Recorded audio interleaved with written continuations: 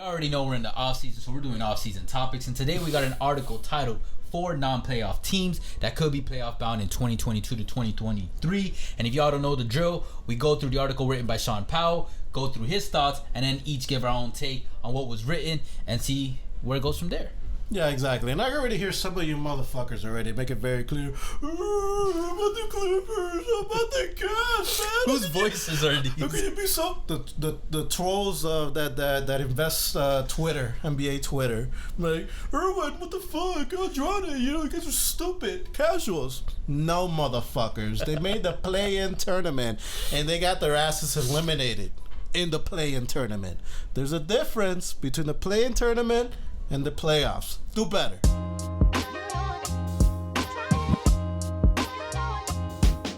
I don't know when he says playoff bound if he's talking about the entire postseason, because we all are in agreement that play-in tournament is part of the postseason, right? But playoffs is a separate entity. But I felt what you said, bro. I felt it right here. Of course, man. Here. Like, yo, for you fellas out there, man, making the play-in tournament is you got yourself a date. Or a date or two. It's like, cool, you got the girl you're on a date with, but she's not your girlfriend. Playoffs, it's like, all right, you're in contention to marry this girl. You're in the playoffs. And what, the Larry O'Brien trophy is the wedding ring? I guess so, depending on who you ask, man. Some guys just hate marriage or don't believe in it. All right. The trade deadline is like for all these 40-year-old guys to get for the divorce. But all right, yeah. So the 4 teams he decided to include are the Clippers, the Cavs, the Blazers, and the Knicks. The Knicks? Now let's get something clear. This article was written in August 22nd of 2022, so there have been some big moves made since then. I'm looking at you, Cavaliers. But let's just go real quick and see what he wrote for the Clippers to start it off. And in summary, if you guys want, you can read the article. You guys see the whole thing right here. I'm not going to say all of that because I would bore our podcast listeners to death. But in short, this is, in the basketball vocabulary, a layup. God, I cannot pronounce today. Man. Clippers are destined for postseason, assuming, fingers crossed, all key components get and remain healthy. And he's talking about Kawhi Leonard and Paul George. However, I also think he should throw in John Wall in that bitch because Wall has a very, very, very sketchy track record when it comes to career health. Facts. Now, he did mention Leonard hasn't played since the spring of 2021 when he hurt his knee in the Western Conference semifinals and needed surgery. And PG has missed a month last season with an elbow injury, limiting him to 31 games. So, yeah, obviously, they need health. And then he goes on a whole paragraph talking about Steve Ballmer's pockets because the man is the richest owner in the NBA. For real? And when you got... Oh. Yeah, even more than Cuban, bro. Shit. When you got deep pockets like that... Oh, I mean, he even mentions it right there. Roughly $75 billion net worth. Hey, that's fucking insane to say out loud. Hey, Steve Ballmer, man, you think you could like spare $1 billion and can you please buy the Miami Marlins? How about you please buy BTD podcast? I mean, come on, let's be realistic, man. But he also went to say the Clippers actually received a discounted source to fatten their rotation when John Wall agreed to 2-year, $13 million deal. I'm going to be honest, he actually could have gotten away with 1 year for $13 million deal because John Wall will sell merch, he will sell tickets, and I'm sure he makes up, if not most, a good chunk of that $13 million deal if he only played for 1 year. So 2 years is actually a phenomenal year. Not bad. However, he does say that last time he was healthy, he averaged 20.6 points, 6.9 assists in 40 games, all the way back in 2020 to 2021 with Houston. And then he goes on to mention he was an all-star and all-NBA level point guard in Washington. He was. But why are we talking about Washington? That was too long ago. Nobody, this day and day, bro, that's like talking about DeMarcus Cousins in Sacramento, bro. No! Damn, that guy definitely rotted away there in the Kings. Kind of like your boy, Fox. Hey, chill. He not rotting away, bro. His career's getting rotten, but watch. No, just watch. Well, he got some bonus. But he ends talking about the Clippers saying, therefore, with Leonard, George Wall, Reggie Jackson, Luke Kennard, Marcus Morris, Norman Powell, Robert Covington, and Terrence Mann, the Clippers are bringing star power along with maturity and depth in 2022 to 2023. Oh, and Ty Lue is a proven championship coach. They're set for spring. I think he means to say they're set to spring. If not, that's what he should have written because it sounds better for this shit. But yeah, in all summary, I agree. I think just off that first sentence in the last paragraph, that's all you really need to know that they're playoff bound. Also, when you're looking at the Western Conference, Eastern Conference has a decent amount of legit title contenders, like legitimate title contenders. Yep. In the West, let's be honest, there's only one cemented contender, and that is the Warriors. You take the Warriors out of that equation, Lakers are chaotic now. Dumpster fire. Denver Nuggets, we haven't seen that healthy trio play in the postseason in a minute, or even like really reach their potential. Yep. So that's still up in the air. Phoenix Suns, inconsistent. They don't scare me. Mavs, overachieved. Luka, I don't want to say they're over to an extent, but they're a little ahead of their schedule. Well, Luka, but at the same time, Luka's now entering his 4th or 5th year. He's entering his prime. And not even though, he's still. That's crazy. Yeah, that is crazy. So hey, he's destroying Ukraine. I still think they got some time. I mean, Giannis, Memphis overachieved, and they're also ahead of schedule. They're a very young team. They got your boy Ja. That's all they need. When you're looking at all these youngins doing their thing, Clippers with the vets that they have, and especially that star trio or I don't know how you want to view them nowadays. But PG, Kawhi, and Wall. Hey, back in the day, 2015. That's like a Miami Heat 2013 trio right there type shit. Yeah, for real. But we're not in that. But nowadays, it's still. But honestly, if they are at least 80% of themselves, each of them, that's enough to look to cause some serious noise in the West. At this point, that they're deep enough as a team that they can survive maintenance, like injury maintenance and any injuries that might happen. Most important thing is for the Clippers is like no shit obvious, but if they can stay healthy, get there healthy and stay healthy, the Clippers, they're an easy shoo-in for at least the playoffs. They're easy shooting for the Western Conference Finals. No. Yeah. But I will say they're pretty easy for at least a semifinal. No. Because Ty Lue, you can bring up a bunch of other coaches. Ty Lue is a legitimate coach. He proved that time and time again. And then Kennard, Drax, the depth is just insane to me. And then there's still room for growth for some of these players. And maybe I'm still a little too I don't know how to say it, too much on the wagon of Terrence Mann. But I still think he can legitimately develop into a significant role player. Bro, get off his dick. You know what I mean? Anyways, let's move on to the next team before any more unnecessary dick riding here. Shut I think you're going to dick ride this team because your boy's on it now. Oh, okay. We got the Cavs. Now, like I said, this article was written before Donovan Mitchell joined them. But let's see what else about this team. This team went into the All-Star break as one of the league's uplifting stories after finally emerging from the rubble of LeBron James' departure with a respectable group. At the time, Evan Mobley was front runner for Rookie of the Year. Paired with All-Star center Jared Allen, who the Brooklyn should have fucking kept. Man, they fucked up. Gave Cleveland a size advantage. Plus, Kevin Love had rolled back the clock, and Colin Sexton began to mature as a point guard. Now, obviously, Sexton is out. But then Allen got hurt, blah, blah, blah. Talks about all that stuff. Ricky Rubio, blah, blah, blah. In 2022-23, all the major pieces of the rotation return, we think. Now, he talks about how Sexton haven't come to terms. Obviously, he's out, but then you get Donovan Mitchell, so that's a easy upgrade. That's an upgrade, guys. If you disagree, you're crazy. But yeah, you pair Sexton with everybody else in this bitch. It's no Sexland, and there's not a cool nickname for Donovan Mitchell and Julius Garland. Darius Garland. But I don't know, maybe Mitch. Nah, there is no cool way to do it. No. Sexton is untoppable, bro. That's just a nickname you can't. Yeah, but I think it's a better duo. I think no question. Man, look, that core, man, isn't Kevin Love happy that he didn't end up getting bought out or traded, or they couldn't find a trade partner for him? Because things are looking good, man. Yeah, but not good enough to win a title, bro. They're not winning a title. In the East, man, bro, come on. Stop lying to Cavs fans right now, bro. I'm not, man. I'm a big fan of the Cavs right now just because Daniel Arsham, one of my favorite designers and artists, in the art world, is their creative director. Look, man, put that out there. It's similar to what I said about the Miami Heat. I'm not saying they're favorites, but that trade to get Donovan Mitchell, stop it, bro. Yo, what? We still got Brooklyn, Garland. We still got We still got Milwaukee. Ben Simmons. Still got Milwaukee. Okay, Milwaukee. Sixers. Shut the fuck up, the Sixers. I'll take Embiid.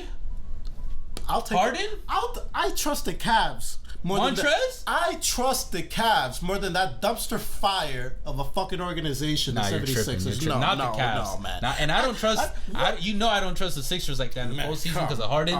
But not over the Cavs. You clearly Still did not see young him, man. No, man. Darius Garland is an emerging potential what about the Heat? superstar. What about the Heat? Man, the Heat. Man, the Heat are a second round. The Heat are a second round exit right now. So you still think the Cavs are better overall than the Heat?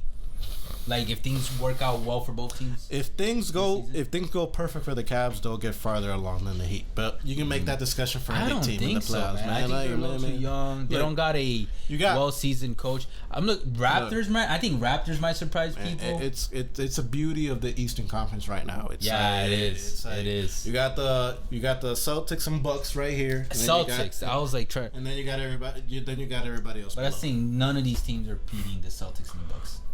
Hey, you never know, man. Evan Mobley, they got young pieces. He's only gonna get better. Darius Garland, you're showing, man, like shit. The way you were seeing last year, this guy can be a superstar. Donovan Mitchell, hey man. Jared Allen, he became an all-star for the first time last year. I'm a fan of Jared Allen. I'm a serious fan. Now, I'm telling you, man, things are looking finally good for the Cavs. LeBron, you can stay in Los Angeles. Let me tell you what's gonna happen. This is what I'll end it on. Yeah. The Cavs will do well this upcoming season, and then they're gonna break up. Boom! I said it. That's what's gonna happen. I don't see Jared Allen staying there. I think he deserves better. What? He got paid $100 million, bro. Mitchell, he became an all-star in the Cavs. People leave. Look, he's a I've said this dumbass time if he before. leaves. All these big contracts now, or like not big contracts, all these long-term contracts, to me, most of the times they don't mean shit. Especially at least after the first year, more so after the second year, because we've seen it time and time again in recent memory. Player empowerment is too powerful, and if they want to get out, they will get out. And let's be honest, we have not heard a lot of good things from that Cavs owner. You know what I mean? LeBron has put it out there. Yeah, he's a douche. So, believe it or not, owners can influence a player to get the fuck out, because they'll be like, look, I got my money, I'm out. Fuck you, fuck this organization, yada yada yada. We'll see. But hot take, I say if things go well for the Cavs, they're gonna make it to the Eastern Conference Finals. Okay. As a number 3 hot seed. Take I have is, I think LeBron would be pissed though if the Cavs won a championship like anytime soon, within like the next couple of years. They can, because it would shadow his 20s. Like, it wouldn't shadow overall, like, don't get me wrong, but it's like, oh fuck, soon after they got another championship, you know what I mean, as opposed to that singular 2016. It puts him in like this whole different stratosphere, and you add another title by some other team, it's like so there's that. However, I'll say this, Cavs could stay together if, like, rumors of that he'll possibly join them again, but I don't see. I don't put too much weight on that. But let's move on to somebody that's definitely not needs moving. To leave the organization. He's about to grind. Portland Trail Blazers with Damian Lillard. What did he say about Portland? Added some needed pieces and will certainly be improved over last season's 27 wins. I mean, shit, man. The only way is up, man. Here's what'll work in Portland's favor. Damian Lillard is healthy again. So too is Jusuf Nurkic. Newcomer Jeremy Grant brings scoring and defense. Anthony Simmons is a noticeably better player. Gary Payton II will supply backcourt defense, and Josh Hart is at his peak. That's a pretty good rotation, enough to pacify Lillard if nothing else. Here's the issue: the West is brutal. He talks about the Jazz, but that's obviously gone. He talks about the Clippers. We already said that. We think they got a good chance. We haven't spoken about the Pelicans and the Timberwolves, which he's mentioned, but I'm not going to put too much weight on them. Actually, Minnesota more so than New Orleans. And Zion back. Because we're talking about just making the playoffs. Yeah. Now, just making the playoffs, Blazers do have a shot, but I have to agree with him. I think both Wolves and Pelicans have a higher shot. But now with the Jazz out of the picture, maybe it is their time. But now I'm thinking maybe OKC makes it into the playoffs. No, they're not. If they're off that losing wagon. No, they're not, man. Chet is gone for the year. Shy, yeah, he's gonna take another step, man. But come on, man, he's not gonna. No, man, the Thunder are not even gonna make the play-in tournament, bro. Come on, man. Let's not be delusional here. What, bro? Play-in tournament is top 10 seeds, like, bro. In the West. Yeah, in the 10 West out of 15. No, man. The Thunder. Look, the Thunder. What they care about right now is getting the number one pick for Victor, the French guy. But I said if they're off that losing, because at the same time, Silver's looking at that shit. Like, there's been talks about that. He's tired of that. He's tired of it, but what the fuck can he do? You're not lying about that. But come on, man. So will we give them a 20% chance of making the playoffs, the postseason? The Trailblazers? Yeah, Trailblazers, I give them a 30% chance. Okay, I'll stick with that. They could do that. I've been saying this since 2016. Dame, you need to leave, bro. But the way it's gonna happen is that the Trailblazers are gonna make the play-in tournament and they're gonna upset somebody in the play-in tournament. But if they're gonna make it like a 7, like a 6 seed, no, they're not gonna do that. All right, and lastly, we got the New York Knicks with Jalen Brunson with this huge ass photo. We must include the Knicks in this conversation, if only to put their suffering fan base at ease. Well, that makes sense why he would include them. Besides, at the very least, you figure the Knicks will be in the play-in tournament after they added Jalen Brunson in free agency. There's hopeful youngsters R.J. Barrett, Mitchell Robinson, Obi Toppin, and Quentin Grimes will be improved based on what they showed in the final months of last season. Normally, there might be a smidge of apprehension regarding Brunson, who never had to leave the team and is walking into a potentially difficult situation. However, Brunson is built tough. He's high character, competitive, prideful, and starred in the 2022 playoffs when Doncic was hurt. He might not be ready for stardom. But if he flops, it'll come as a surprise for those who coached him and played next to him. The Knicks flamed out last season because Rose was hurt and they didn't get the leadership they needed most. And most of all, Julius Randle fell off the earth with a thud. So, look, man, the Knicks right now, man, instead of a big three, they got a mid three. Julius Randle, R.J. Barrett, and Jalen Brunson. Well, I agree with the last thing he ended up saying, that with Brunson aboard, there's no need for Randle to handle the ball as much, which will allow Randle to become more of a finisher, which he's, good to great at. Yeah. But we'll see. At the end of the day, it's the Knicks. Look, I also am not too high on Jalen Brunson. I think he had a phenomenal window of display of performance. Right timing, right situation, right everything. I don't think he has it in him to be a face of a franchise or even a Robin. I think he would be a phenomenal third piece. Exactly, like Drew Holiday. So you put that with Julius Randle, who obviously we've seen inconsistent. He had that rise 2 years ago, didn't match that up last year. R.J. Barrett, Mitchell Rock, like, they gotta figure out. The Knicks gotta figure out what to do with their young stars or their youngsters. They already did, man. They extended R.J. Barrett, and now they got Jalen Brunson. Look, I think they could make the playoffs, the Knicks, but I think that's your ceiling, dude, and that's like the worst possible position you could be as an NBA franchise period. That for the Knicks too, you're in the middle, man. You're not good enough to win a championship. You're not bad enough to tank and get a premium pick and reset. I think that's what we're heading for right now with the Knicks. But hey, the NBA is in a better place when the Knicks are relevant. Facts. So hey, you guys can enjoy the little time. Hey, if the Knicks are killing it this season, we will cover them. Yeah, we will ferociously. Yeah, be on top of that. Aggressive. We'll be Jalen Brunson fanatics. Yeah, for real. Julius Randle fanatics. It's like Stephen A. Smith would be bitching about the Knicks. Be like, yo, you gotta chill. You gotta put some respect on the Knicks. But yeah, other than that, their highlight has been the "fuck Trey Young" phrase. Yeah. Trey Young still owns that arena. Fuck, I totally brain farted on the other meme that the fans did. Mid three? No, the fucking Bing Bong. Bing Bong. I don't know what that is. Yeah. All right. Anyways, guys, let us know in the comments what you guys think, man. Why the fuck are the Knicks here? And what other teams do you think he should have included? Yeah. Why the fuck are the Knicks here? Yeah, exactly. Shut the fuck up. Anyways, Cavs are easy shoo-in. Yeah. I think that's safe to say. The Clippers are easy shoe. He did it on purpose. He did 2 easy shoo-ins from each conference and then two questionable. And anyways, guys, appreciate all the love and the hate. You guys already know. Facebook, Twitter, TikTok, Instagram, all podcast streaming platforms. We'll catch you guys soon. For now, Take later. care.